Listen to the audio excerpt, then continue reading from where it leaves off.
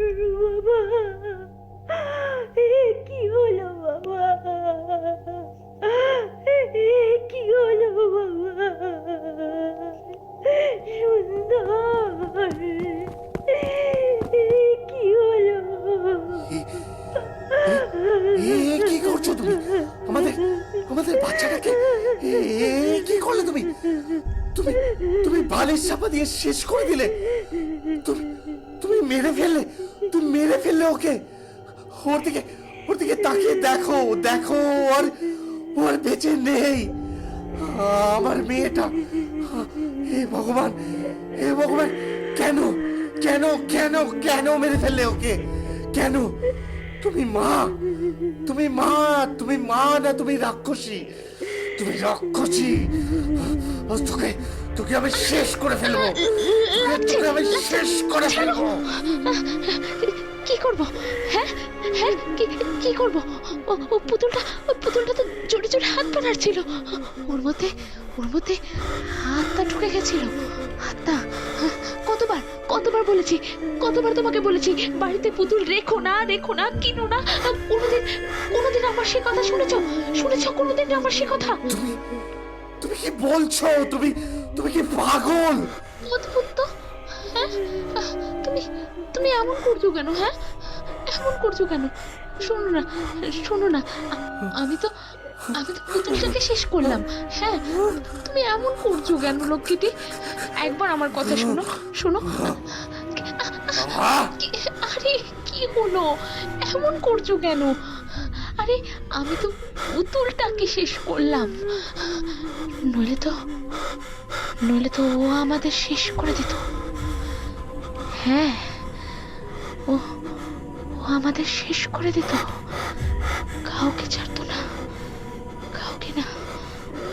ও আমাদের সবাইকে শেষ করে দিত, সবাইকে শেষ করে দিত, কাউকে ছাড়তো না, কাউকে না।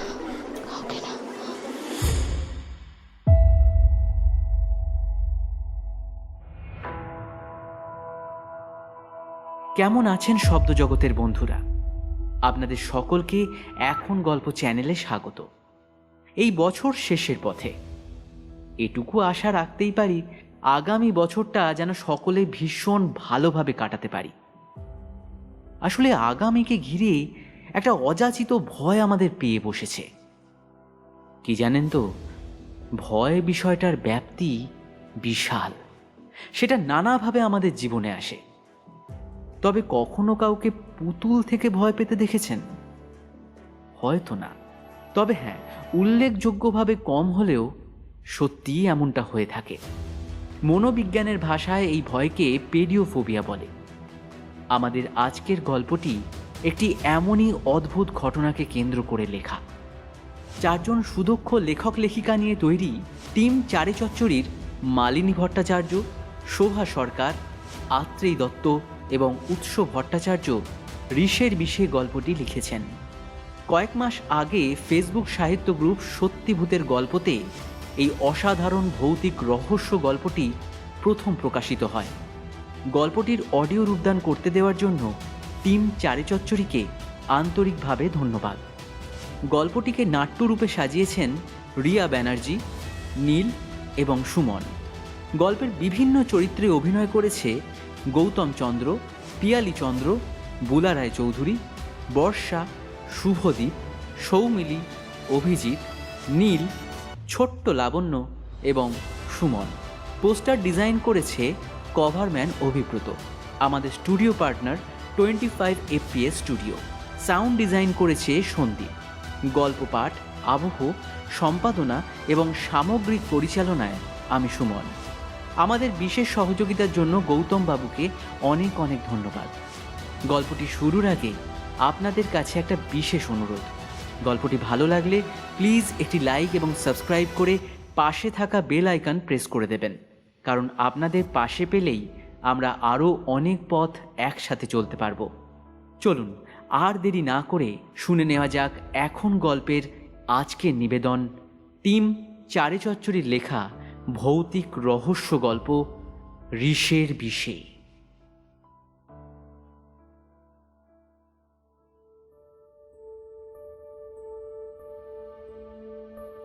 সল্টলেকের বাসিন্দা বীণা রায়চৌধুরীর একটাই চাওয়া, ওর চারপাশে দৃশ্যমান সবকিছুই সুন্দর হতে হবে। সারা জীবন অসুন্দর স্বামীকে ভালোবাসার চেষ্টা করে গেছেন, কিন্তু পারেননি। ছেলে ভাগ্যিস তার মতো সুন্দর হয়েছিল, তাই তার নামও রেখেছিলেন সুন্দর। সুন্দরের জন্য মেয়ে খুঁজতে কত তাবর তাবর সুন্দরীকে নাকচ করেছেন। বৌমা সুন্দরী হলে তবেই না নাতি নাতনি সুন্দর হবে। পত্রিকায় রাকার ছবি দেখে ফোনে আলাপ রাকার পরিবারের সাথে। পাত্রীকে অপরূপা বললেও কম বলা হয়। পূর্ণিমা চাঁদের মতোই গায়ের রং, মাথা ভরা দীর্ঘ ঘন কালো চুল, কালো দীঘল চোখ, বাঁশির মতো নাক আর গোলাপের পাপড়ির মতো ঠোঁট। শুধু এটুকুই তো চাওয়া ছিল। ধুমধাম করে বিয়ে হয়ে গেল। ঈশ্বরের আশীর্বাদে কোনো কিছুর তো অভাব নেই, তাই শুধু বউকেই এনেছিলেন ঘরে। বীণা দেবীর আর একটা শখ, নানান সুন্দর সুন্দর পুতুল আর ইনডোর প্ল্যান্ট দিয়ে ঘর সাজানো। কিন্তু অদ্ভুতভাবে রাকা প্রথম দিন ঘরে এসেই আঁতকে উঠেছিল। ঘরে এত পুতুল কেন? বীণা দেবী বৌমার হাতে নোয়া পরিয়ে ওর কপালে একটা চুমু খেয়ে হেসে বললেন, আমার শখ পুতুল দিয়ে বাড়ি সাজানো, তাই দেশ বিদেশ থেকে আমি প্রচুর পুতুল আনাই। কিন্তু মা, ঘরে তো পুতুল রাখা ঠিক নয়। কেন? রাকা পুতুলগুলোর দিকে ভয়ার্ত দৃষ্টিতে দেখতে দেখতে শাশুড়ি মায়ের কানের কাছে ফিসফিস করে বলেছিল, আপনি জানেন না, পুতুলের মধ্যে আত্মা ঢুকে যায়। হেসে ফেলেছিলেন বীণা দেবী। তারপর ছেলে মানুষই ভেবে মুচকি হেসে রাকাকে বলেছিলেন, এবার তো আর নকল পুতুল নয়, একেবারে আসল পুতুল আসবে। সেদিন রাকা চুপ করে গেলেও এরপর থেকে অদ্ভুতভাবে বাড়িতে পুতুল কমতে থাকে। একদিন মালতীকে একটা ভাঙা পুতুলের সামনে দাঁড়িয়ে থাকতে দেখে ওর মা ভীষণ চেঁচালেন। মালতী বারবার বলেছিল ও ভাঙেনি, নিজের চোখেও দেখেছে নতুন বৌদি পুতুলটাকে আছড়ে ফেলে ভাঙছে। সেই সময় নতুন বৌদির চোখে ছিল অদম্য রাগ। মালতী দেখে ফেলায় ছুটে স্নানের ঘরে ঢুকে গেছিল। রাকার ছলছলে চোখের কাছে মালতী সত্যি বড্ড ম্রিয়মাণ ছিল। ওর কাজ গেল ঠিকই, কিন্তু পুতুলের সংখ্যা ক্রমশ কমতে লাগলো। শুধু বীণা দেবীর ঘরের কিছু পুতুল আর ঠাকুরের আসনের গোপালের মূর্তিটুকুই রইল। কিন্তু বীণা দেবী পুতুলের জন্য শোক করার সময় পেলেন না। বাড়িতে সত্যিকারের পুতুল আসার খবর পেয়ে রাকার মা হওয়ার খবরে আনন্দে আত্মহারা হয়ে গেছিল সবাই। কি নাম করে ছেলে মেয়ে সব মিলিয়ে প্রায় 500 নাম লিখে ফেলল বাড়ির লোক। রাকাও ভীষণ খুশি ছিল। সুন্দরের সাথে বেরিয়ে দোলনা, টাওয়েল, ঝুমঝুমি, ঘর সাজানোর জিনিস কিনেছিল খুব উৎসাহে। একটা পুতুল ভীষণ মিষ্টি দেখে সুন্দর কিনতে যেতেই রাকা হাত চেপে ধরল। এই কি হলো? তুমি তুমি পুতুল কিনছো কেন? আমাদের মেয়ের জন্য। মেয়ে হবে কে বললো? যদি ছেলে হয়? আমার মন বলছে ঠিক তোমার মতো, ঠিক তোমার মতো সুন্দর ফুটফুটে একটা মেয়ে হবে আমাদের। তুমি দেখে নিও, একদম পুতুলের মতো। উফ, আবার পুতুলের মতো কেন? মানুষের মতো বলো না। ওই হলো জ্যান্ত পুতুল আর কি। রাকার মুখের ফ্যাকাশে ভাবটা খেয়াল করেনি সুন্দর। একরকম জোর করেই কিনেছিল পুতুলটা, ঘরে সাজিয়ে রেখেছিল। কিন্তু 2 দিন বাদ থেকে পুতুলটাকে আর দেখা গেল না। রাকা, এই রাকা, এই আমাদের বাচ্চার পুতুলটা এখানে ছিল, কোথায় গেল? তুলে রেখেছি, এখনো তো দেরি আছে। শুধু শুধু নোংরা হবে পড়ে পড়ে।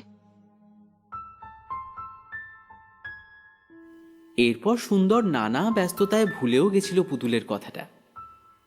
8 মাসে রাকার মা এসে রাকাকে নিয়ে গেলেন বাপের বাড়ি। রাকা চলে যাওয়ার পরপর সুন্দরের মেজ মামা এসেছিলেন। তিনি আসার আগে গেস্ট রুমটা পরিষ্কার করাচ্ছিলেন বীণা দেবী। খাটের তলা থেকে ধুলো মাখা অবস্থায় বেরোলো সুন্দরের আনা সেই পুতুলটা। মুখের ওপর কাজল পেন্সিল আর পেন দিয়ে হিজিবিজি করা, চুল কেটে ন্যাড়া করা হয়েছে, আর জামা কাপড় কুচি কুচি করে কাটা, সাথে আরো বেশ কিছু ভাঙা পুতুলের টুকরো। হতভম্ব সুন্দর ছুটে গেছিল সাইকোলজিস্টের কাছে। তিনি অবশ্য বলেছিলেন, দেখুন সুন্দরবাবু, ভয়ের কিছু নেই সেরকম। অনেক সময় গর্ভাবস্থায় অনেক মহিলার হরমোনাল চেঞ্জের জন্য নানান রকম ডিপ্রেশন দেখা যায়। রাগ, শারীরিক কষ্ট বা মানসিক অবসাদের জন্য অদ্ভুত সব আচরণ করেন তারা। অনেকে তো নিজের সন্তানকেও নিতে চান না কোলে, কিন্তু কাউন্সেলিং করলে এসব ঠিক হয়ে যায়। অদ্ভুতভাবে রাকাও তাই করল। জন্মের পর থেকে নিজের মেয়েকে একবারও কোলেও নিল না। ডাক্তাররা ভাবলেন মেয়ে হওয়াতে হয়তো এমন করছে। অনেক বুঝিয়েও কোলে দেওয়া গেল না। মেয়েকে দেখে রাকা সিঁটিয়ে যায়। সুন্দরের মা নাতনিকে সোজা বাড়িতেই নিয়ে আসলেন। আয়াও ঠিক করলেন। রাকাকে কাউন্সেলিং করানোর জন্য সাইকোলজিস্টকেও এনেছিল সুন্দর। তিনিই বলেছিলেন মাঝে মাঝে মেয়েকে মায়ের সামনে রেখে দিতে। সেই অনুযায়ী আজ সকালে বীণা দেবী নাতনিকে রাকার কাছে রেখে দুধ আনতে গেছিলেন। আর সেই সামান্য সময়টুকুর মধ্যে এত বড় দুর্ঘটনা ঘটে গেল। উত্তর কলকাতার একটা পুরনো পাড়ার শেষ প্রান্তে খুব সাদা মাটা দোতলা বাড়ি। কোনো কালে বাইরের দেওয়ালগুলোতে চুনের সঙ্গে মিশিয়ে সস্তা হলদে রং করা হয়েছিল, কিন্তু এখন নানা জায়গায় শ্যাওলার ছোপ পড়েছে।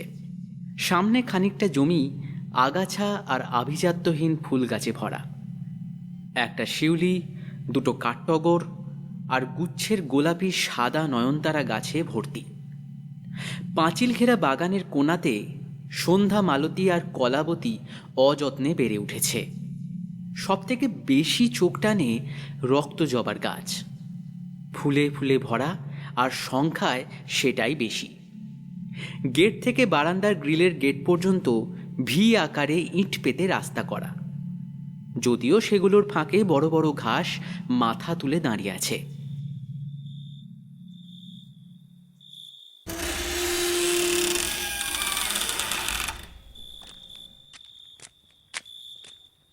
সেই বাড়িটা থেকে বেরিয়ে গভীর রাতে নির্জন রাস্তা ধরে একা হেঁটে যাচ্ছে ফুল ছাপ ফ্রক পরা রাকা। 2 হাত দিয়ে বুকের কাছে ধরা একটা পুতুল। কোথাও যেন পুজো হচ্ছে। ধূপধুনোর গন্ধ আর একটানা মন্তর বলার মতো শব্দ হচ্ছে। চারদিকটা ফাঁকা, কোথাও কিচ্ছু নেই, শুধু সামনে অনেকগুলো রাস্তা। কিন্তু কোন রাস্তাটা বাড়ি নিয়ে যাবে চেনা যাচ্ছে না তো। আকাশে চাঁদের আলো ছাড়া আর কোনো আলো নেই। মা যে কোথায় গেল, রাত্রির বেলায় একা একা রাকার বুঝি ভয় লাগে না? চমকে দেখলো ওর কোলের পুতুলটা এক লাফে রাস্তায় নেমে দৌড়ে এগিয়ে গেল। চোখের ভেতর যেন লাল টুনি বাল্ব জ্বলছে। ঝকঝকে খোঁচা খোঁচা দাঁত বের করে হাত ছানি দিয়ে ডাকছে, এসো এসো এসো আমার সঙ্গে এসো, এসো এসো আমার সঙ্গে এসো। আরে আরে এই তো সেই পুতুলটা, বড়মা বলেছে। প্রাণ ভয়ে উল্টো দিকে দৌড়তে লাগলো রাকা। পিছন ফিরে দেখছে পুতুলটা ওকে ধরতে আসছে। আমায় নিয়ে চলো মা, মা, মা।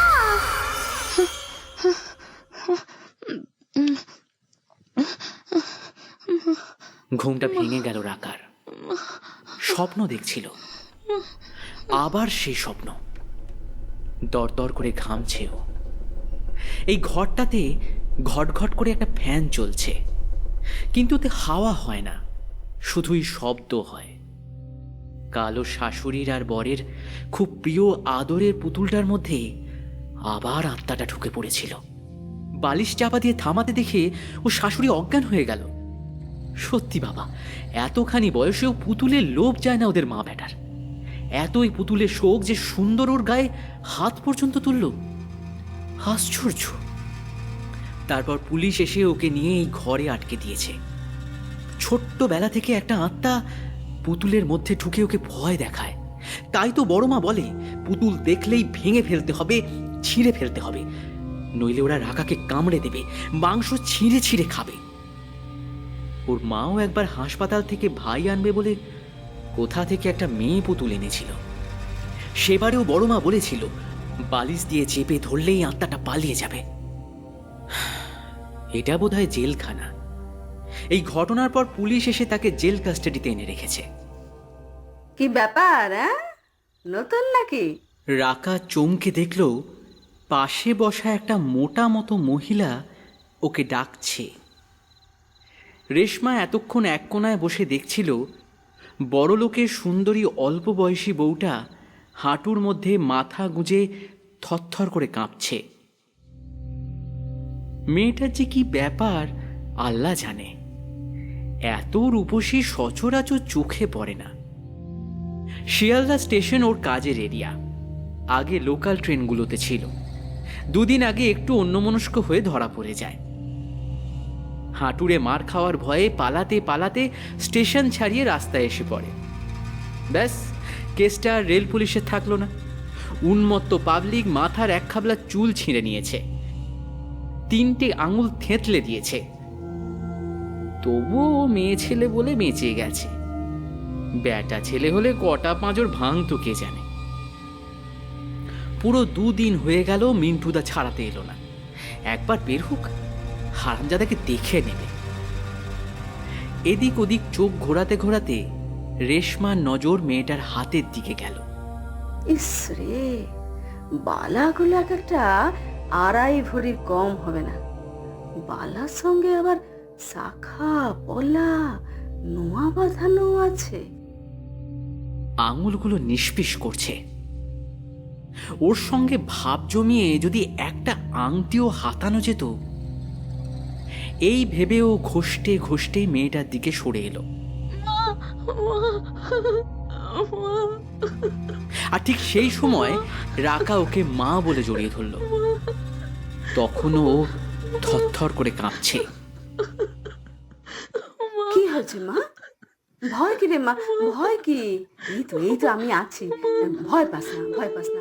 মা ডাকটা কানের মধ্যে দিয়ে ঢুকে কোন নাড়িতে টান দিল কে জানে। পোড় খাওয়া ছিঁচকে পকেটমার রেশমাও ওকে জড়িয়ে ধরল। পরদিন ভোরের দিকে রেশমাকে যখন ছেড়ে দিল, রাকা তখন ঘুমে অচেতন। খুব সাবধানে ওর মাথাটা কোল থেকে নামিয়ে আস্তে আস্তে বেরিয়ে এসেছে। আসলে পুলিশ ওদের বিরুদ্ধে কোনো কেস দেয় না, 2-3 দিন রেখে ছেড়ে দেয়। বেরিয়ে আসার আগে নাইট ডিউটিতে বসে বসে ঝিমোনো দারোগাবাবুকে ডেকে রেশমা দেতো হেসে বলেছিল, একটা কথা বলছিলাম স্যার, ক্ষমা করে দেবেন। ওই বউটা কিন্তু খুনি নয় স্যার। তারপর নিজের মাথার দিকে স্ক্রু ঘোরানোর মতো করে বলল, মেন্টাল কেস মনে হচ্ছে স্যার। গতকাল গল্পের ছলে কথা বলে ও যতটা বুঝেছে ব্যাপারটা গোলমেলে। সবটা অবশ্য খুলে বলেনি। কে জানে দোষ স্বীকার করে নেওয়ার জন্য মেয়েটাকে মারধর করবে কিনা। কিন্তু এখন এর চেয়ে বেশি ও কি আর করতে পারত।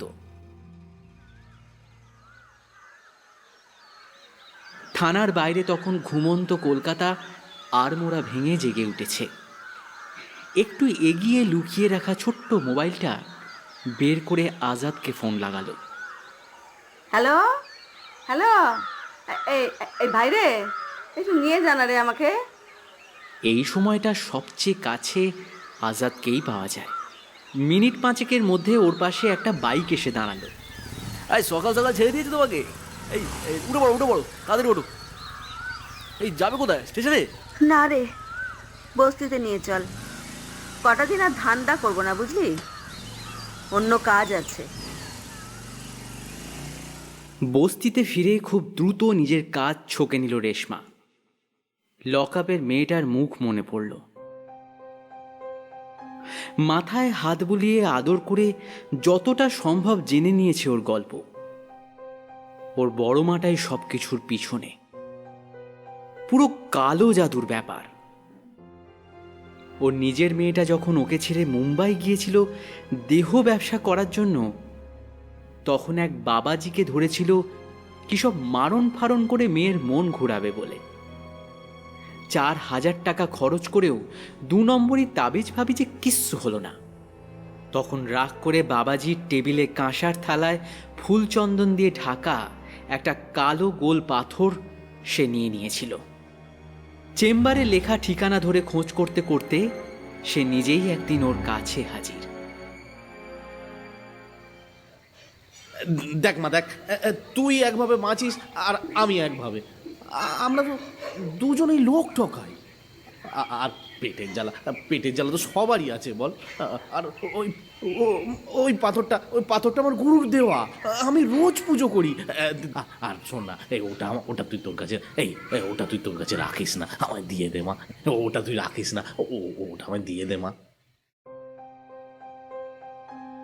কেন কে জানে সেই ভণ্ড বাবাজিকে সে ঘরে বসিয়ে স্টোভ ধরিয়ে চা খাইয়েছিল। পাথরটা ফিরিয়ে দেওয়ার পর বাবাজি বলেছিল ওর মেয়ে ভালোই আছে, কিন্তু আর ফিরবে না। গুরুর সেবা করে এটুকু বলার ক্ষমতা সে পেয়েছে। তবে যদি কোনোদিন তেমন বড় দরকার পড়ে, নিজে ওকে গুরুর কাছে নিয়ে যাবে। রাকা ওকে মা বলে ডেকেছে। ওর আজ বড় বিপদ। আর কোনো বড় দরকার জীবনে আসতে পারে কিনা সে জানে না। 1 কাপ চা বিস্কুট খেয়ে ঘরের টিনের দরজায় তালা দিয়ে সরু গলি দিয়ে হনহন করে হাঁটতে শুরু করলো রেশমা। বস্তির কলতলায় তখন বালতি বসানো নিয়ে চুলোচুলি শুরু হয়ে গেছে।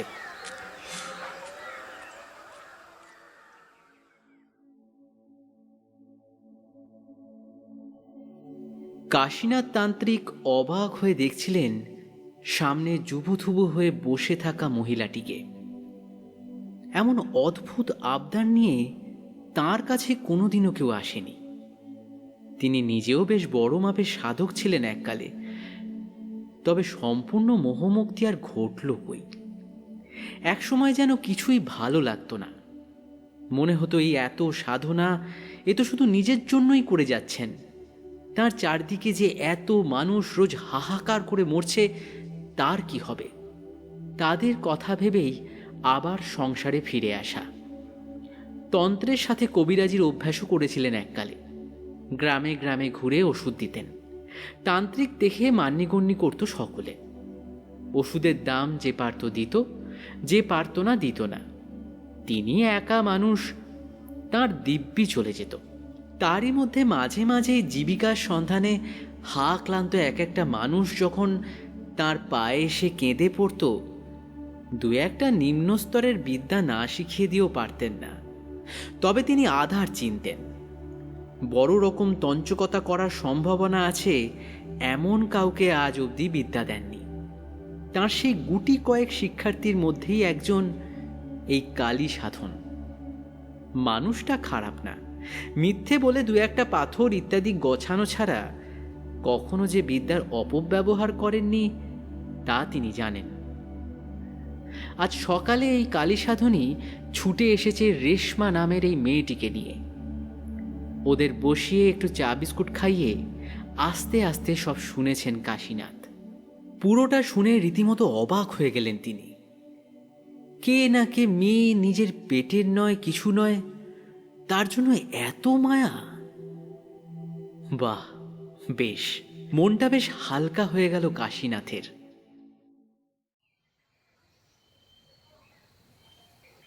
আচ্ছা, এই বড় মা কে সে বিষয়ে মেয়েটি কিছু বলেছে? না বাবাজি, বহুবার জিজ্ঞেস করেছি, তো সে মেয়ে তো নিজে যা বলে তাই বলে। আমি কিছু জিজ্ঞেস করতে গেলেই তো সে কেঁপে কেঁপে উঠে জাপটে ধরে আমায়। আমি যা জানি বললুম আপনাকে। পুরো ব্যাপারটা কালো জাদুই মনে হচ্ছে আমার। কিন্তু আমায় তো আরো অনেক কিছু জানতে হবে, অন্তত এই বড় মায়ের পরিচয়টুকু। তুমি একবার যেতে পারবে সেই মেয়ের বাড়ি? ঠিকানা বলেছে তোমায়? তা বলেছে বাবা, ওই ওই বেলগেছের দিকে বাপের বাড়ি, আর আর বেলায় শ্বশুর বাড়ি। একবার যেতে পারবে সেখানে? যদি কিছু জানা যেত। আমি গরিব মানুষ বাবাজি, আমার সাথে তারা এসব নিয়ে কথা কইবেন কেন? জামাইটাও তো নিঘাত কিচ্ছু জানে না। নইলে নইলে আমার ফুলের মতো মেয়েকে কেউ পুলিশে দেয় গো। কিন্তু জানাটা যে দরকার। বাবা, আমি বলছিলাম কি, এই মা যদি ওই বাড়ির কাজের লোক সেজে যান, হে, তাহলে তো কিছু একটা হতে পারে নাকি? এতক্ষণ চুপ ছিলেন কালী সাধন। গুরুর সরল মস্তিষ্কে ঘোল খেয়ে যেতে দেখে তিনি এবার একটু নিজের বিদ্যের পরিচয় দিলেন। কথাটা পছন্দ হলো কাশীনাথের। তাহলে তাই। বলতে বলতেই রেশমার দিকে তাকিয়ে মনে হলো সে যেন হঠাৎ ভয়ে কাঠ হয়ে গেছে। কিছু বলতে চেষ্টা করছে, অথচ বলা উচিত হবে কিনা বুঝতে পারছে না। কাশীনাথ বুঝলেন, সামান্য হেসে একটু গর্বিত স্বরে বললেন, ভয় নেই, গাত্রবন্ধন করে শরীর বেঁধেই পাঠাবো তোমায়। মহাজগতের কোনো শক্তির ক্ষমতা নেই এই বন্ধনের জট খোলে।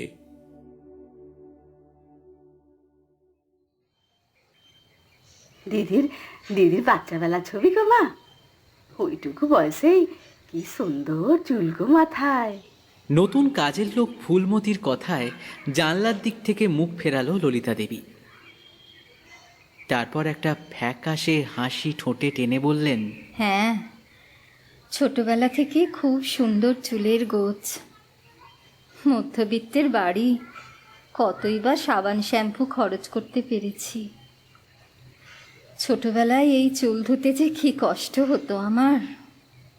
এই অবধি বলেই হঠাৎ যেন সম্বিত ফিরে পেলেন ললিতা দেবী।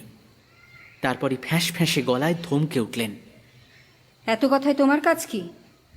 যাও, বাবু এক্ষুনি আসবেন, চা বানাওগে, যাও যাও। ফটো ফ্রেমটা নামিয়ে রেখে ফুলমতি রান্নাঘরের দিকে চলে যেতেই হু হু করে কেঁদে ফেললেন ললিতা দেবী।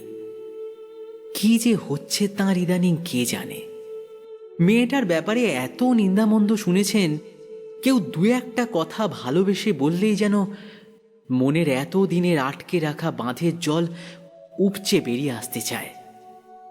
এদিকে এই ফুলমতি মেয়েটাও চালাক চতুর, প্রশ্ন করে মুখে মুখে। চম্পার মতো বোকা শোকা না। কাঁদতে কাঁদতে একটা কুশনে মুখ চেপে ধরলেন ললিতা দেবী। আমাদের কি শান্তি নেই ঠাকুর, শান্তি নেই।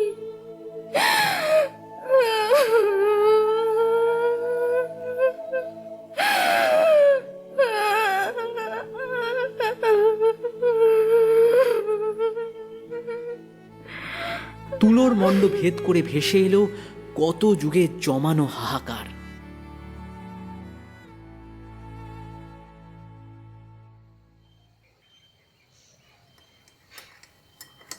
এদিকে পেয়ালায় চিনি গুলতে গুলতেই মাথা খাটাচ্ছিল রেশমা। এ বাড়িতে ঢুকতে বিশেষ সমস্যা হয়নি তার। কপাল জোরে চম্পাকে সে বহু দিন চেনে। তাকে ম্যানেজ করে তার 1 মাস ছুটি নিয়ে দেশে যাওয়ার নাম করে তার মাস্তুতো বোন ফুলমতি সেজে কাজে লেগে পড়তে বেশি সময় লাগেনি তার। চম্পা আপত্তি করেনি। অবশ্য বাড়িতে বসে আয়েশ করতে করতে মাস মাইনের পুরো টাকাটা হাতে পেলে কেই বা করে। কিন্তু এই বাড়িতে এসেই স্তক আজ 2 সপ্তাহ হয়ে গেল। সে বিশেষ কোনো খবরই উদ্ধার করতে পারেনি। অবশ্য এরা কটা কথাই বা বলে। বাবু হুঁ ছাড়া কোনোদিনও কিছু বলেছেন বলে তো মনে পড়ে না রেশমার। আর মাও যেন সবসময় চুরির দায়ে ধরা পড়ার মতো মুখ করে আছেন। এবারের কাজকর্ম কেমন অদ্ভুত। নিচের তলার সব কাজ করে সে, কিন্তু উপর তলায় যাওয়া মানা। এমনকি ছাদেও। মা বলেছিলেন সে চাইলে মাঝে মাঝে বিকেলে ঘুরে টুরে আসতে পারে কোথাও, কিন্তু ছাদে নয়। একতলারই এক ফালি বারান্দায় কাপড় শুকায়, আষ্টে গন্ধ হয়, তাও।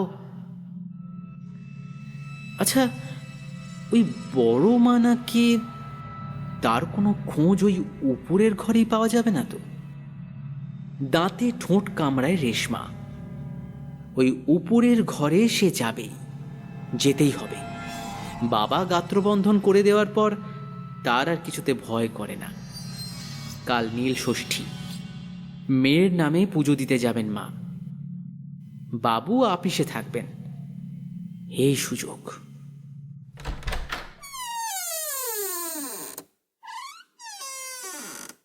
একের পর এক ঘর খুলে উঁকি দিয়ে যাচ্ছে রেশমা।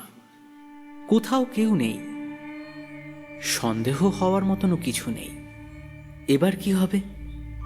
রোজ সে লুকিয়ে লুকিয়ে বাবাজিকে ফোন করে। বাবাজি এখন কালী সাধনের কাছেই আছেন। রোজ বাবাজি জিজ্ঞেস করেন সে কিছু পেল কিনা, আর তাকে রোজ না বলতে হয়। আজ আবার বড় মুখ করে নিজেই বাবাজির পায়ে কেঁদে পড়েছিল, আর বাবাজি ভরসা করে একটা কাজে পাঠালেন, তাতেই ফেল। হঠাৎ দড়াম করে খুলে গেল রেশমার সামনের দরজাটা।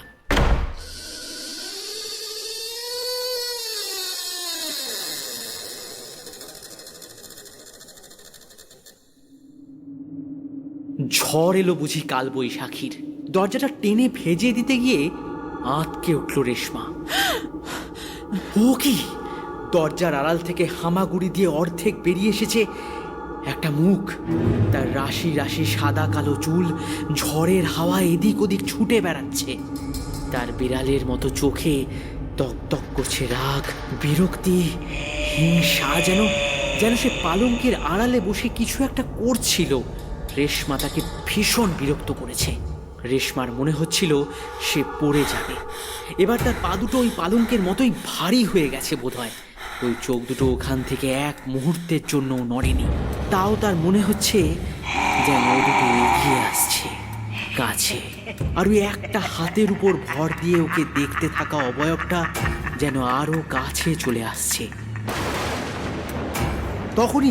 তখনই বাজ পড়ল কোথাও একটা খুব জোরে, আর যেন মুহূর্তের জন্য ভেঙে গেল ওই দৃষ্টির সম্মোহন। রেশমা তাড়া খাওয়া পশুর মতো দৌড় দিল, আর শুনতে পেল ওর পিছনে দড়াম করে আছড়ে পড়ল দরজাটা।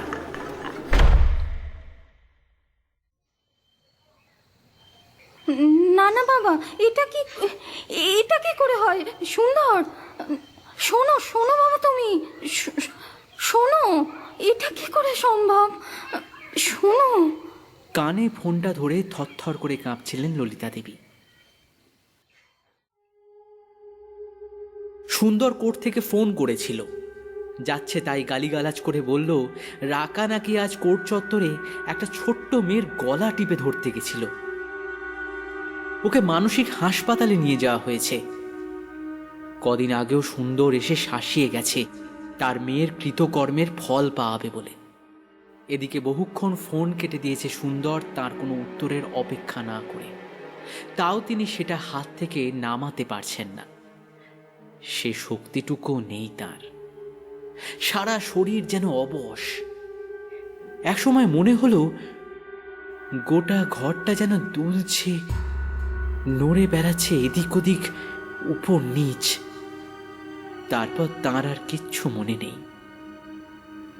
জ্ঞান যখন ফিরল তখন তিনি তার বিছানায় শুয়ে, মাথাটা ভিজে ভিজে লাগছে। তার মনে পড়ল কর্তা অফিসে, তাহলে পাশে তাকিয়ে দেখলেন ওই ফুলমতি বলে মেয়েটা পরম যত্নে তার মাথায় হাত বুলিয়ে দিচ্ছে।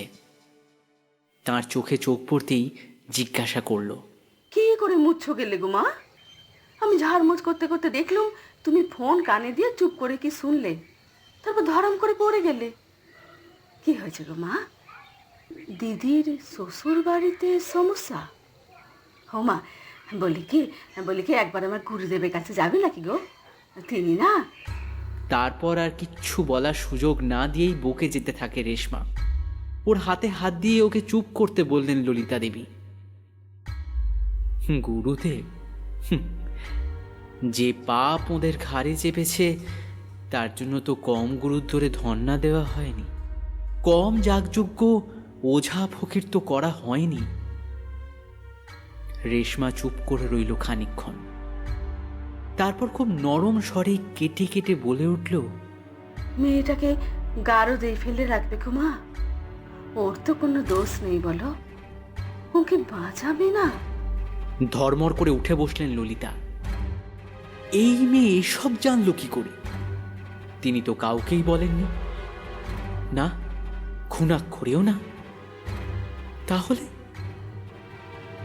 তার মুখ থেকে বেরিয়ে এলো, তুমি এসব? ওর হাত জড়িয়ে ধরল রেশমা। সব বলবো মা, সব বলবো। শুধু এখন দেরি না করে আমার গুরুদেবের কাছে চলো। আমি নাম কাটা সেপাই গো মা, তার উপর গরিব গুরব। তোমায় ঠকালে পুলিশ আমায় হাজতে পড়বে সবার আগে। আমায় একটু বিশ্বাস করো গো মা, একটুখানি বিশ্বাস। তোমার মেয়েটা বড় ভালো গো মা, তুলোর মতো নরম, এও সহ্য হবে না। দয়া করো মা গো, দয়া করো, আমার সাথে চলো মা, আমার সাথে চলো। রেশমা হাত ছেড়ে এবার পায়েই পড়ে গেল প্রায়। খানিকক্ষণ থম মেরে বসে থেকে মন্ত্রমুগ্ধের মতো উঠে দাঁড়ালেন ললিতা দেবী। তারপর তৈরি হয়ে নিলেন।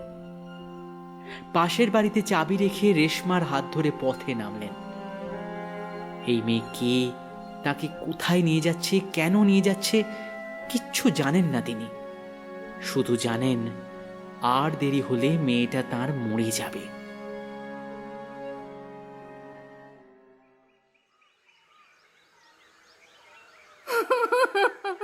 বাবা, বাবা, আমার মেয়েটাকে বাঁচান বাবা। আরে আরে দেখো দেখি কি করছেন মা। ওকে উঠুন উঠুন রক্ষা উঠুন করো। উঠুন উঠুন। ও মা রেশমা, ওনাকে সামলাও। এমন উতলা হলে কি চলে?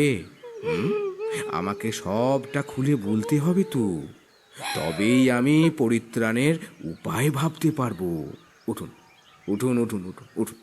রেশমা যে ফুলমতি নামে তাদের বাড়িতে কাজে ঢুকেছিল, সেই অসঙ্গতিতে মন দেওয়ার মতন মানসিক অবস্থা নেই ললিতা দেবীর। কাশীনাথের শেষের কথাগুলো শুনে নিজেকে অনেক কষ্টে একটু সামলালেন তিনি। তারপর চোখ মুছে বললেন, বলুন বাবা, কি জানতে চান? আমি যা জানি সব বলবো, কিন্তু যে করে হোক আমার মেয়েটাকে বাঁচাতেই হবে আপনাকে। যদিও সাধনালব্ধ ক্ষমতায় অনেকটাই আঁচ করতে পেরেছিলেন, তবুও কাল বিলম্ব না করে বিশদে জানার জন্য কাশীনাথ তান্ত্রিক ললিতা দেবীর কাছে বড়মার ব্যাপারে জানতে চাইলেন। আচ্ছা, কে এই বড় মা? একটু খোলসা করে বলুন তো দেখি মা। বড়মার নামটা শোনা মাত্রই আতঙ্কে কেঁপে উঠলেন ললিতা দেবী। কাশীনাথ অভয় দেওয়ায় তারপর ধীরে ধীরে বলতে লাগলেন, জানেন বাবা, রাকা ঠাকুরদা মানে আমার শ্বশুর মশাইয়ের প্রথম পক্ষের স্ত্রী হলেন এই বড় মা। ওনার নাম ছিল মোক্ষদা। কিন্তু প্রথম স্ত্রী বর্তমান থাকতেই কি দ্বিতীয় বিবাহ করেছিলেন আপনার শ্বশুর মশাই, নাকি তার আগেই গত হন মোক্ষদা দেবী? আর যদি তাই হয় তবে তবে তিনি কিভাবে মারা গিয়েছিলেন? উত্তরে মৃদু কণ্ঠে বলতে থাকেন ললিতা দেবী, না বাবা, তখনও বড় মা বেঁচে ছিলেন। আসলে বড় মার ব্যবহার বিয়ের আগের থেকেই অস্বাভাবিক ছিল। বিয়ের পরেও সংসারে মন ছিল না, হঠাৎ হঠাৎ কয়েকদিনের জন্য কোথায় যেন চলে যেতেন, আবার নিজেই ফিরে আসতেন। শ্বশুরমশাইও হাজার প্রশ্ন করেও কোনো জবাব পেতেন না। বাড়িতেও সারাক্ষণ শেকড় বাকড় আর পুতুল নিয়ে কি সব টুকটাক করতেন। বাড়ির সবাই, এমনকি ওর শাশুড়িও কোনো প্রশ্ন করতে ভয় পেতেন, কোনো কাজে বাধা দিতে সাহস পেতেন না। এমন ভাবে কোনো রকমে চলছিল। এরপর এক সময় ছেলেপুলে হওয়ার সব লক্ষণ তার শরীরে ফুটে উঠল, কিন্তু সেই সন্তান প্রসব না করেই সকলকে আশ্চর্য করে দিয়ে হঠাৎই আবার তিনি স্বাভাবিক অবস্থায় ফিরে যান। সে কি? এই যে ঘোর অলক্ষণ। আচ্ছা আচ্ছা, তারপর? হ্যাঁ, সত্যি সত্যি অদ্ভুত সেই ঘটনায় আর সকলের মতো আমার শ্বশুরমশাইও খুব অবাক হয়েছিলেন, সেই সঙ্গে অত্যন্ত আশাহত হয়েছিলেন। তারপর সন্তান লাভের আকাঙ্ক্ষা আর সংসারের প্রয়োজনে স্ত্রীর বোনকেই বিয়ে করেন। বিয়ের পর ওর গর্ভেই জন্ম হয় রাকার বাবার। এই সময়টায় প্রায় 1 বছর নাকি বড়মা কোথায় উধাও হয়ে গিয়েছিলেন।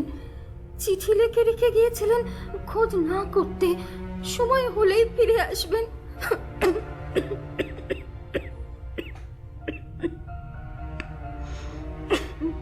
রেশমা এক গ্লাস জল এগিয়ে দিল। জলটুকু এক নিঃশ্বাসে খেয়ে আবার বলতে শুরু করলেন,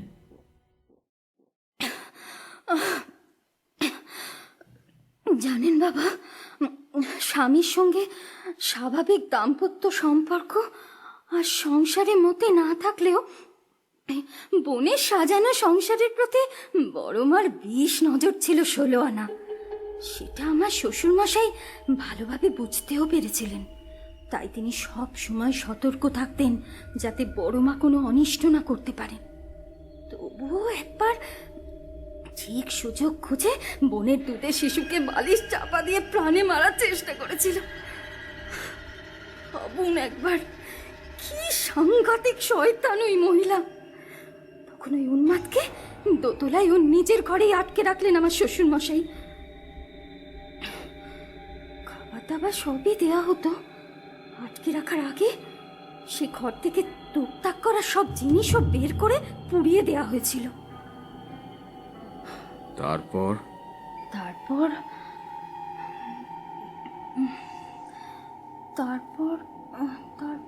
তারপর বেশ কয়েক বছর সব ঠিকই চলছিল। রাকার বাবার মুখে শুনেছি যেদিন উনি সরকারি চাকরি পেলেন সেদিন তো বাড়িতে আনন্দের বান ডেকেছে, নানা রকম রান্না বান্না হয়েছে। সেদিন বড়মার জন্য থালা সাজিয়ে আমার শাশুড়ি নিজেই খেতে দিতে উপরে উঠলেন। সঙ্গে অবশ্য রোজ যে খেতে দিত সেও ছিল। বহু বছর বন্দি থেকে ডাইনি আরো হিংস্র হয়ে উঠছিল। বোনের আনন্দ উপচে পড়া মুখ দেখেই বোধহয় খেপে গিয়ে ভয়ঙ্কর ভাবে আক্রমণ করেছিল। ভেতরের জানালার গোড়াতে ফাঁক দিয়ে থালা দেওয়ার সময় আচমকা এসে বোনের গলা টিপে ধরে, সঙ্গে মুখটা কাঁসার গেলাস দিয়ে দুম দাম হাতে মাথায় মেরে কোনো রকমে বাঁচিয়ে দিয়েছিল। সারা ঘরময় ভাত মাছ তরকারি জড়িয়ে চিটিয়ে রাতে আবার খাবার দিতে গিয়ে দেখা গেল ওই কাঁসার থালার ধার দিয়ে নিজের মাথায় বারবার বাড়ি মেরে সে আত্মহত্যা করেছে। আর মরার আগে নিজের রক্ত দিয়ে দেয়ালে লিখে রেখে গিয়েছে, পিশাচের নামে দিব্যি করে নিজের রক্ত লিখে যাচ্ছে, আমি ফিরে আসব, আমি আসব ফিরে, প্রতিশোধ নিতে আসব। হ্যাঁ, ছাড়ব না কাউকে, ছাড়ব না, আমি ফিরে আসব। তারপর? জানেন বাবা, ওই ঘটনার পর থেকে দোতলাটা আর ব্যবহার করা যেত না। ওখানে গেলে না শরীরটা কিরম ভারী হয়ে উঠত। কাজের লোকেরাও কেউ উপরে কাজ করতে চাইতো না। তারপর থেকে দোতলাটা পরিত্যক্তই বলা চলে। মাঝে মাঝেই না ওই ঘর থেকে ভেসে আসতো চাপা কান্না আর ক্রুদ্ধ গোমানির আওয়াজ। আমি পুজো জাপ যজ্ঞ করেও কোনো ফল হয়নি। ফকির ওঝারাও কিচ্ছু করতে পারিনি। তারপর কি হলো? তারপর আমার বিয়ে হলো, শ্বশুর শাশুড়িও গত হলেন, আর ঘর আলো করে এলো আমার রাকা।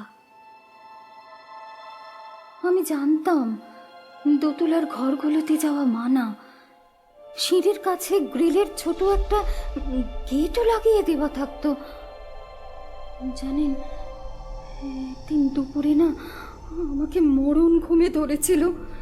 কিভাবে যে মেয়েটা খেলতে খেলতে দোতলায় চলে গেল জানি না। অনেকক্ষণ পর ঘুম ভেঙে ওকে দেখতে না পেয়ে বুকটা অজানা আতঙ্কে ধরাস করে উঠল। পাগলের মতো দৌড়ে গিয়ে দেখি সিঁড়ির গ্রিলের গেট খোলা।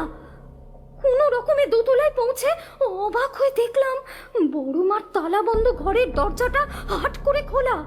আর রাকা হাঁটু মুড়ে মেঝেতে বসে কাঁপছে। হাতের পুতুলটা দূরে ছুঁড়ে ফেলে দিয়েছে আর বলছে, না না না বড়মা, আমি আর পুতুল নিয়ে খেলবো না বড়মা, আমি আর পুতুল নিয়ে খেলবো না। তাহলে ওরা আসবে না তো? সেই শুরু। সেদিন প্রবল ঝড়ের ঘোরে মেয়েটা ভুল বকতে লাগলো। জ্বর সেরে গেলে ও সব কিছু ভুলে গেল, কিন্তু কিন্তু সেই থেকে ওর মনে পুতুল নিয়ে রীতিমতো আতঙ্ক তৈরি হলো। প্রায় না স্বপ্নে পুতুলরা ওকে ভয় দেখায়, আর এই কারণেই পুতুল দেখলেই ও ভেঙে ফেলতে চায় আর বলে, জানো না পুতুলের ভেতর আত্মা ঢুকে যায়। ওগুলো নাকি ওকে কামড়ে দেবে, মাংস ছেড়ে খাবে ও। তারপর কি হলো? প্রথম কেবল পুতুলেই ছিল ভয়টা। তারপর সদ্য জন্মানো বাচ্চাকেও ভয় পেতে লাগলো, বিশেষ করে বাচ্চা মেয়েদের। কারণ পুতুলগুলো বেশিরভাগই তো মেয়েদের আদলে তৈরি হয়। এই ভয় থেকে রাকা তো ওর বোনকেও বালিশ চাপা দিয়ে, তবে স্বপ্নেও ভাবিনি যে এত বড় হয়ে নিজের সন্তানকে এভাবে।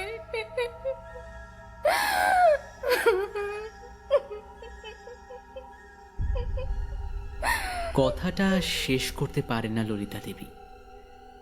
তার আগেই হাউ হাউ করে কেঁদে ফেলেন।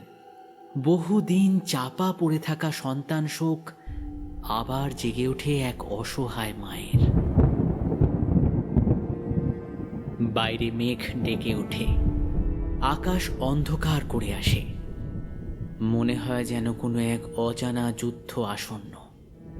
এরপরের সব ঘটনা মোটামুটি জানা আছে কাশীনাথ তান্ত্রিকের। আসন্ন যুদ্ধের প্রস্তুতিতে চোয়াল শক্ত হয়ে ওঠে তাঁর। এদিকে মানসিক রোগ বিশেষজ্ঞ ডাক্তার শান্তনু মিত্র তাঁর দীর্ঘ চিকিৎসক জীবনে বিভিন্ন রকমের মানসিক বিকারের রোগী দেখেছেন।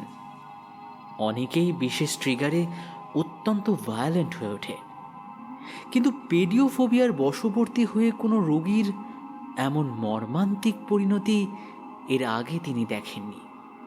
রাকা নামের মেয়েটিকে দেখে ভাবাই যায় না যে সে কাউকে খুনের চেষ্টাটুকুও করতে পারে, আর সে কিনা নিজের সন্তানকেই। সত্যি জাস্ট ভাবা যায় না। পুলিশ কাস্টাডি থেকে ওখানে আসার পর মেয়েটির নার্ভ অত্যন্ত চঞ্চল থাকায় মেয়েটিকে কড়া সিডেটিভ দিতে হয়েছিল। গভীর আচ্ছন্নতায় রয়েছে এখনো মেয়েটি, কিন্তু সচেতন হওয়ার সময় হয়ে এলো। এইরকম নানা বিষয়ে ভাবতে ভাবতেই ডক্টর শান্তনু মিত্র দেখতে পেলেন রাকা ছটপট করতে করতে উঠে বসেছে আর ভীষণ ত্রস্তভাবে অসংলগ্ন কিসব কথা বলছে। খুব মন দিয়ে বোঝার চেষ্টা করলেন। কিছু ছেঁড়া ছেঁড়া কথা কানে এলো তার। ছেড়ে খাবে। বড় মা তুমি ওদের বারণ করো প্লিজ। কেউ মারবে না রাকা, এখানে তোমায় কেউ মারবে না। তুমি শান্ত হও, তুমি শান্ত হও রাকা, তুমি শান্ত হও, শান্ত হও রাকা, শান্ত হও। ডক্টর মিত্রের জায়গায় অন্য কেউ থাকলে হয়তো আবারও ঘুমের ওষুধ ইনজেক্ট করার কথা ভাবতেন, কিন্তু তিনি সেই পথে গেলেন না। পরিবর্তে শক্তভাবে রাকার কাঁধ ধরে ঈষৎ ঝাঁকিয়ে শান্ত কিন্তু গম্ভীরভাবে আদেশে সুরে বললেন, আমার চোখের দিকে তাকাও রাকা, আমার চোখের দিকে তাকাও রাকা, রাকা স্থির হও রাকা, রাকা রাকা স্থির হও রাকা, তুমি আমার চোখের দিকে তাকাও, তুমি আমার চোখের দিকে তাকাও রাকা, আমার চোখের দিকে তাকাও রাকা, আমার চোখের দিকে তাকাও রাকা, তাকাও তাকাও রাকা, আমার চোখের দিকে তাকাও রাকা, আমার চোখের দিকে তাকাও, কেউ নেই, আমার চোখের দিকে তাকাও রাকা। ডাক্তার মিত্রের মধ্যে এই এক বিশেষ ক্ষমতা আছে, কাউকে দৃঢ়ভাবে কিছু করতে বললে সে সেই কথার অন্যথা আর করতে পারে না। আর সে যদি রাকার মতো দুর্বল মনের মানুষ হয় তবে তো কথাই নেই। দৃষ্টির সম্মোহনে রাকা শান্ত হলো। তারপর অভিজ্ঞ ডাক্তার মিত্র স্বভাবসিদ্ধ সুপরিকল্পিত প্রশ্নোত্তরের মাধ্যমে রাকার মনের গভীরে লুকোনো ভয়ের সন্ধান করতে লাগলেন। অন্যদিকে কাশীনাথ তান্ত্রিক তৈরি হয়ে নিয়ে ললিতা দেবী আর রেশমার সাথে চললেন রাকার বাপের বাড়ির উদ্দেশ্যে। বাড়িটা মানধাত্তা আমলের। ব্রজমোহন বাবুদের অবস্থা পড়তির দিকে, তাই যথাযথ সংস্কারও সম্ভব হয় না। ঘন মেঘে বিকেলটা যেন রাতে পরিণত হয়েছে। আকাশ ভেঙে বৃষ্টি এলো বলে অগোছালো বাগানটার পিছনে মাঝে মাঝে বিদ্যুতের চমকে সৃষ্টি হওয়া আলো আঁধারি পরিস্থিতিতে একটা অতিকায় রহস্যময় জীবের মতো দাঁড়িয়ে আছে বাড়িটা। ব্রজমোহন বাবু অফিস থেকে বাড়ি ফিরে এসেছেন ইতিমধ্যে। তিনি কাশীনাথকে দেখে জিজ্ঞাসু চোখে ললিতা দেবীর দিকে তাকালেন। ব্রজমোহন বাবুকে দেখলে মনে হয় অকাল বার্ধক্য যেন এক অসহায় পিতাকে ক্রমশ গ্রাস করে নিচ্ছে। ললিতা দেবী সংক্ষেপে সবটাই জানালেন তাকে। এর আগেও তো অনেকেই চেষ্টা করলো ললিতা, লাভ তো কিছুই হলো না। আর আর আমাদের আমাদের মেয়েটাও তো এখন তো। হতাশভাবে কথাটা বলতে বলতেই চোখের জলে দৃষ্টি অস্পষ্ট হয়ে যায় ব্রজবাবুর। কাশীনাথ মৃদু হাসলেন, তারপর বললেন, আপনারা নিশ্চিন্ত থাকতে পারেন, যেভাবেই হোক না কেন রাকা মাকে বিপদ মুক্ত আমি করবই। আর সেটা করতে গিয়ে যদি... কথাটা সম্পূর্ণ হওয়ার আগেই গুরু গম্ভীর মেঘের গর্জনে বাড়িটা কেঁপে উঠল। সাথে সাথে বৃষ্টি নামল।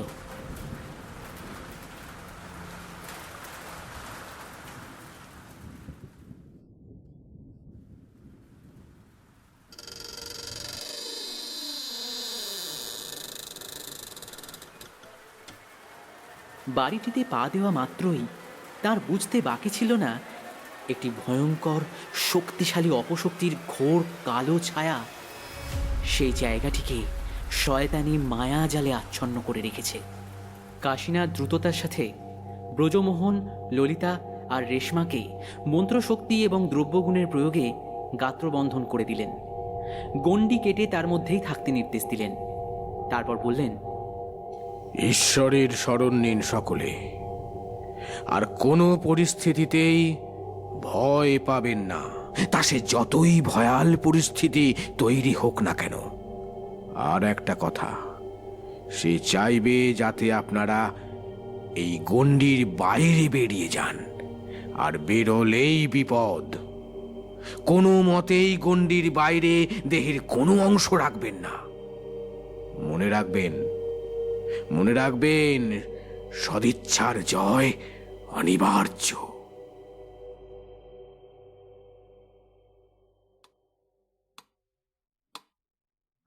রাকা, রাকা,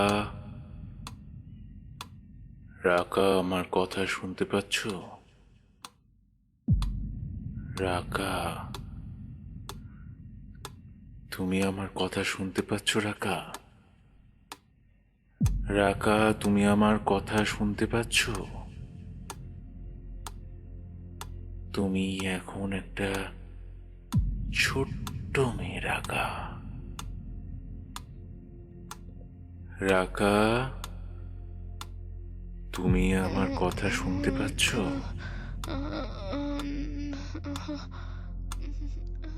তুমি এখন একটা ছোট্ট মেয়ে। রাকা, তুমি তো পুতুল ভালোবাসো, কি বাসো না?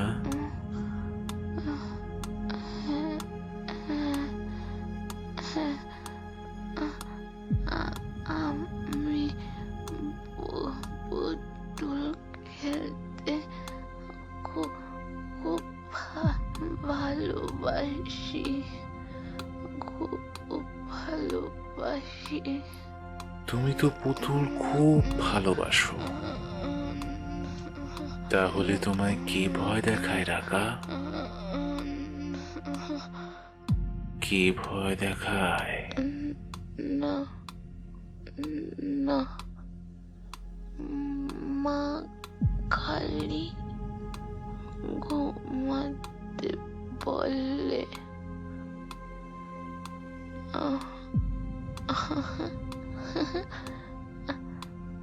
মা নিজে ঘুমাচ্ছে।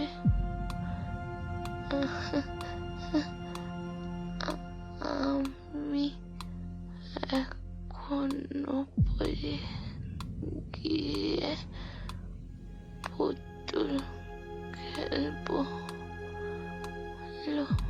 লুকিয়ে লুকিয়ে খেলবো। এদিকে ডক্টরের চেম্বারের বাইরে সুন্দর চুপ করে একটা সোফাতে বসে আছে। সামনে মনিটরে ফুটে উঠেছে রাকার প্রতিচ্ছবি। শোনা যাচ্ছে কথাগুলো। ডক্টরের অনেক অনুরোধে নিতান্ত অনিচ্ছা সত্ত্বেও সে এসেছে। সম্মোহন করে রোগীর মনের গভীরে থাকা ভয়ের উৎস টেনে বের করতে চাইছেন চিকিৎসক। দেখতে দেখতে সে নিজের অজান্তেই টান টান হয়ে উঠে বসে। তার পূর্ণ যুবতী স্ত্রী শৈশবে ফিরে গেছে, আতঙ্কে কুঁকড়ে যাচ্ছে। ওর সাহায্য চাই। কখন সন্তানহারা বাবার হৃদয় এক প্রেমিক স্বামী অধিকার করল সেটা সে নিজেও জানে না। ওর চোখ দুটো জলে ভরে গেল। ডক্টর মিত্র সম্মোহনের আশ্রয়ে রাকার অন্তরে লুকিয়ে থাকা ভয়টা সম্পর্কে বিশদে জানলেন। সম্মোহনের মধ্যে কেউ বানিয়ে বা কল্পনাপ্রসূত কথা বলতে পারে না, তাই রাকার ভয়ের পিছনে অলৌকিক ব্যাপার যে রয়েছে সেটা বুঝতে অসুবিধা হয় না ডাক্তারবাবুর। অথচ তার অবিশ্বাসী মন বিষয়টা কিছুতেই মানতে পারছে না। এই কেসটা একটু জটিল। যদিও সম্মোহন, এক্সপোজার থেরাপি আর ভার্চুয়াল থেরাপির মাধ্যমে এই ধরনের কিছু কেসে তিনি আগে সফল হয়েছেন, তবে সাময়িকভাবে সম্পূর্ণ তো সেরে গেলেও মানসিক রোগ কখনো কখনো আবার নতুন করে ফিরে আসতে পারে। সেক্ষেত্রে ফ্যামিলির, বিশেষ করে স্বামীর সহমর্মী আচরণ কিন্তু খুব গুরুত্বপূর্ণ ভূমিকা নিতে পারে। এই কথাটা ভাবতেই ডাক্তার শান্তনু মিত্রের মনটা ভারী হয়ে এলো। কে জানে রাকার স্বামী ওকে কতটা বুঝবে।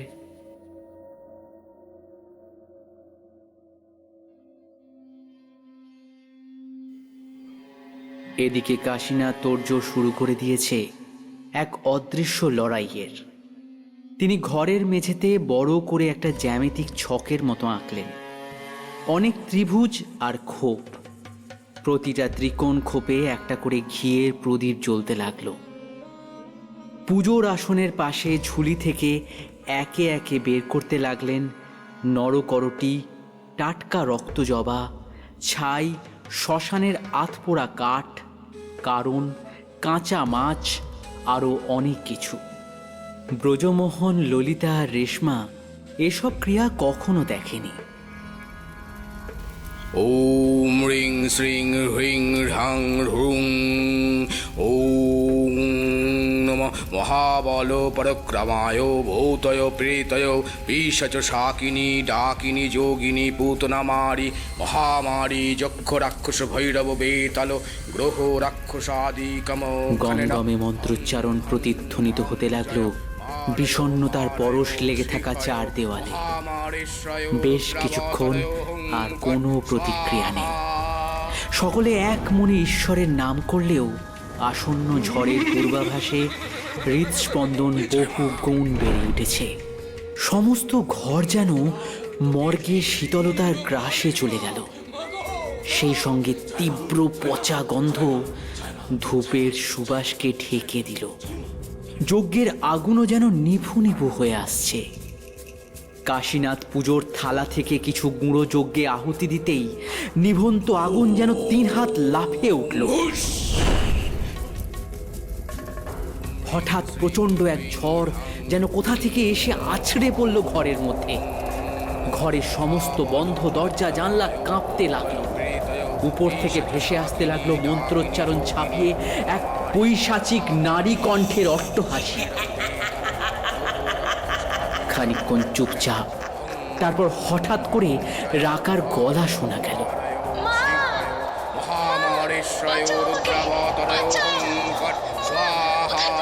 নিমেষে শয়তানি ইন্দ্রজালে সব নিষেধ মন থেকে মুছে গেল ললিতার। রেশমা আর ব্রজবাবুর তাকে আটকানোর অনেক চেষ্টা সত্ত্বেও ঘেরা গণ্ডির বাইরে পা দিলেন ভেসে আসা মায়াবী ডাকে সাড়া দিতে। এ আপনি কি করলেন মা? নিষেধ সত্ত্বেও শয়তানি মায়ার আহ্বানে সাড়া দিলেন। আরও কিছু বলতে যাচ্ছিলেন কাশীনাথ, কিন্তু সেই সুযোগ পেলেন না। রেশমা ছাদের দিকে অবাক হয়ে চেয়ে আঙুল তুলে দেখাচ্ছে।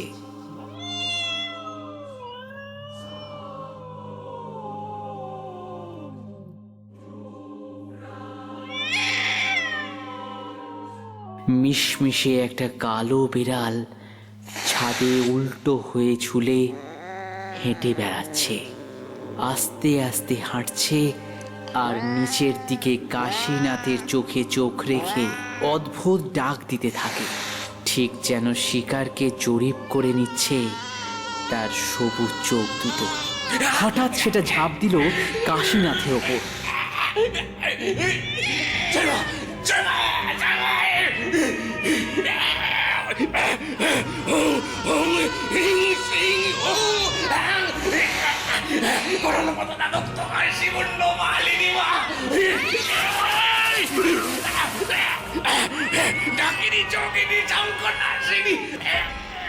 সাক্ষাৎ শয়তান তখন কাশীনাথের টুটি কামড়ে ধরেছে।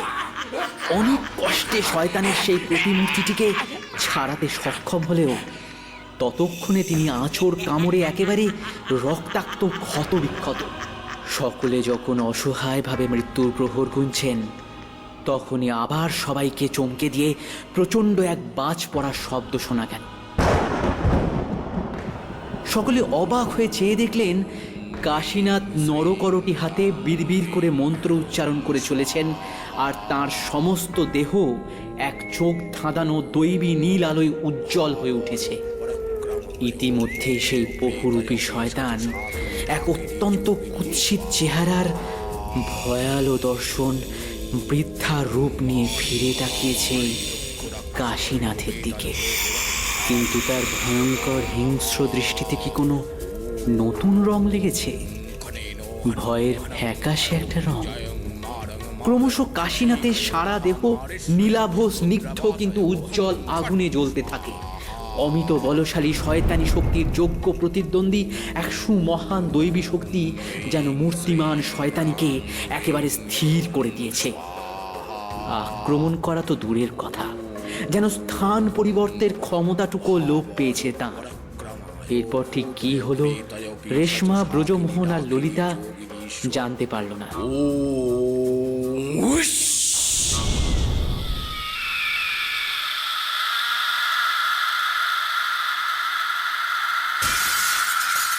বন্ধ কাঠের জানলা চৌচির হয়ে ভেঙে কিছু একটা বেরিয়ে গেছে।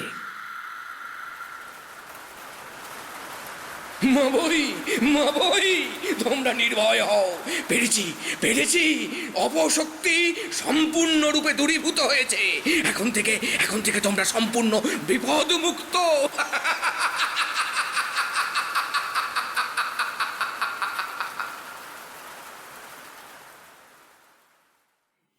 বেশ কয়েকদিন বাদে হাসপাতালে। এদিকে ডক্টর মিত্রের অ্যাসিস্ট্যান্ট ডক্টর রিমা মাইতি খুব ভালো পুতুল বানাতে পারে। রাকাকেও শিখিয়ে দিচ্ছে কাপড়ের পুতুল বানানো। একদিন দেখা করতে এসে সুন্দর অবাক হয়ে দেখল রাকা নিজের তৈরি পুতুল বুকে জড়িয়ে ধরে চোখ বন্ধ করে রয়েছে। দু চোখ দিয়ে উপচে পড়া জল তখন পুতুলটাকে ভিজিয়ে দিচ্ছে।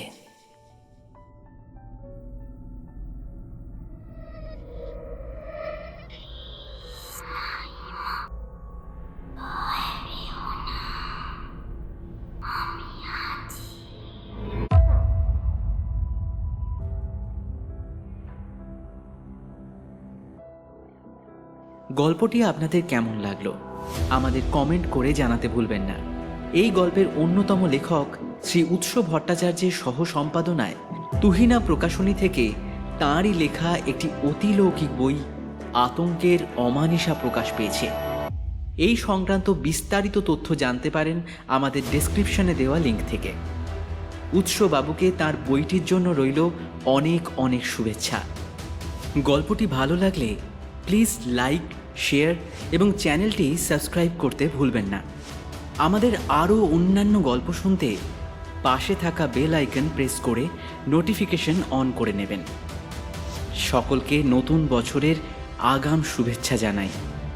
ভালো থাকুন, সুস্থ থাকুন আর শুনতে থাকুন এখন গল্প। শুভরাত্রি।